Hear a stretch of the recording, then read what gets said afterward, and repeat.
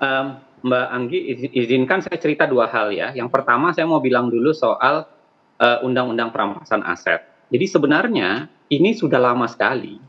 Saya ingat dari tahun 2009, 2010, RUU dalam sejenis ya, dulu namanya Asset Recovery. Ya, Jadi segala sesuatu yang berkaitan dengan aset, hasil sitaan, tindak pidana. proses koruptif maupun bagaimana menyita illicit enrichment maupun unexplained wealth gitu. Jadi kekayaan di luar yang tidak bisa dijelaskan. Itu udah lama. Um, Bahkan versi masyarakat sipil kami buat waktu itu dengan bantuan kemitraan. Kami buat versinya. Jadi sebuah kelembagaan ada di situ untuk mengurus aset, apa yang bisa disita, lalu kemudian bagaimana prosesnya itu diatur semua. Dan saya kira memang Mas Rerangkuti bisa jadi menjadi benar karena dia sudah lama dari tahun 2009 2010 sebenarnya sudah dibicarakan. Pertanyaannya kenapa sampai sekarang itu tidak terjadi gitu. Itu yang pertama. Yang kedua begini, kalau kita mau bicara ketatanegaraan Indonesia, suka atau tidak suka, sebenarnya dalam legislasi itu presiden jauh lebih besar kekuasaannya daripada DPR. Oke.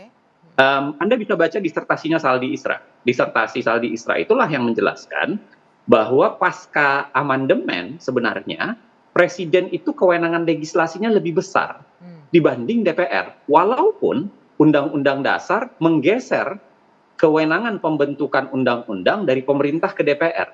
Jadi itu rancunya. Jadi di Undang-Undang Dasar perubahan 1, 2, 3, 4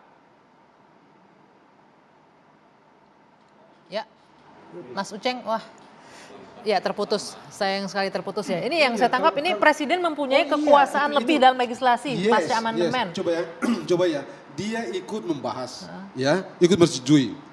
Tapi jangan lupa, dia punya tadi itu, punya apa,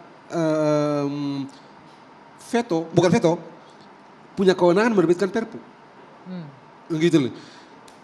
Oke, kita letakkan kewenangan membentuk undang-undang itu pada beliau sana gitu ya, DPR gitu ya.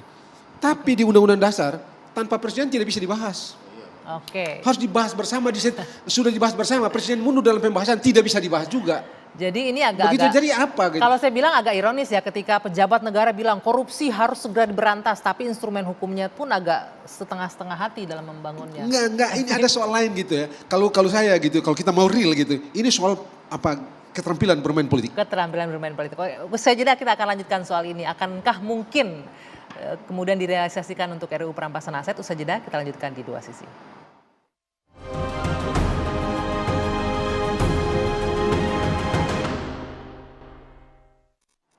Saya lanjutkan untuk Mas Uceng, kesempatan menyampaikan poin kedua Mas Uceng terkait dengan RUU perampasan aset ini. Iya, saya lanjutkan sedikit ya. Jadi saya kira dalam konteks kewenangan presiden yang sangat besar dalam proses legislasi, apa yang dikatakan Pak Mahfud tidak sepenuhnya benar. Karena Pak Mahfud seakan-akan menggantungkan proses ini semua hanya ke DPR. Padahal sebenarnya, seperti yang saya sampaikan tadi, presiden itu punya kekuasaan yang sangat besar dalam proses legislasi, bahkan dikasih kartu pengaman. Saya tentu saja tidak menganjurkan presiden untuk mengeluarkan perpu ya, tentu saja berbeda. Cuman saya ingin katakan, kalau kita bandingkan urgensi undang-undang perampasan aset, urgensi undang-undang ormas, perpu ormas, dan urgensi perpu cipta kerja, saya kira mirip-mirip saja. Jadi kalau presiden memang mengeluarkan perpu untuk ormas di tahun 2017, lalu kemudian perpu cipta kerja baru saja di tahun 2023, apa alasan kenapa kemudian tidak menggunakannya di 2023 untuk perampasan aset, lalu kenapa kemudian menggantungkannya kepada partai? Nah, saya kira nyaris tidak ada alasan sebenarnya untuk menggantungkan itu semua ke partai kalau kemudian ada proses yang bisa diakselerasi. Kalau bukan proses untuk memperkuat lawong yang namanya partai-partai juga 82% pendukung presiden kan berada di bawah koalisi presiden. Kalau presiden menggunakannya itu pasti bisa, apalagi kalau menggunakan kewenangan luar biasanya dalam artian perpu. Baik, saya tangkap poinnya. Saya mau ke Mas Redangkuti. Mungkin nggak ini solusinya Perpu saja. Ini juga melihat keseriusan pemerintah di sini. Kalau kita lihat sekarang kondisinya draft naskah akademik ini 3 lembaga belum menyetujuinya. Kementerian Keuangan, Kapolri, dan Jaksa Agung. Pertama saya kurang pemerintah setuju bagaimana? dengan Perpu ya. Karena menurut saya lebih bagus membahas dalam bentuk undang-undang supaya lebih utuh ketimbang Presiden mengeluarkan Perpu. Yang itu hanya bagian-bagian tertentu saja dari keseluruhan ide tentang perampasan aset ini dimasukkan gitu. Itu pertama. Yang kedua, itu betul. Pak Mahfud mestinya juga cek dulu dong ke dalam. Jangan lempar langsung keluar gitu loh.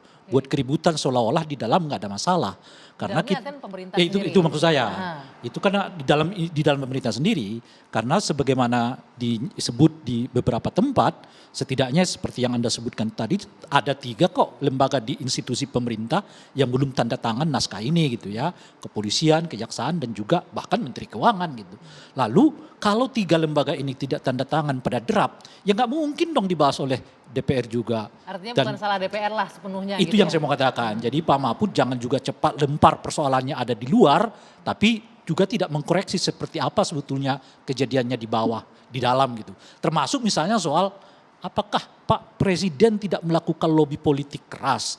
Toh undang-undang Omnibus Law yang penuh dengan penolakan. Bisa kok Sampai di unjuk rasa iya besar-besaran, macam-macam tuh. Bisa kok disahkan. Presiden mengkomunikasikannya dengan partai politik, dengan resiko partai politik itu mendapat kecaman dari publik. Lah ini undang-undang yang atau rancangan undang-undang yang semua masyarakat rasanya setuju kalau ini secepatnya dibuat gitu. Masa sih Presiden nggak bisa mengkomunikasikan kini kepada ketua umum partai politik gitu. Oke, baik. Ini terakhir saya kasih kesempatan Mas Teddy, karena kita ngomongin RUU tadi sedikit mengenai wakil rakyat tadi. Anda ingin sampaikan nggak tadi bahwa DPR ya bukan wakil rakyat tadi menurut Anda? Saya agak menggelitik sedikit. Ya memang kan tadi saya sudah jelaskan bahwa berdasarkan konstitusi sudah jelas. Berdasarkan sejarah sudah jelas bahwa wakil rakyat itu ada partai politik.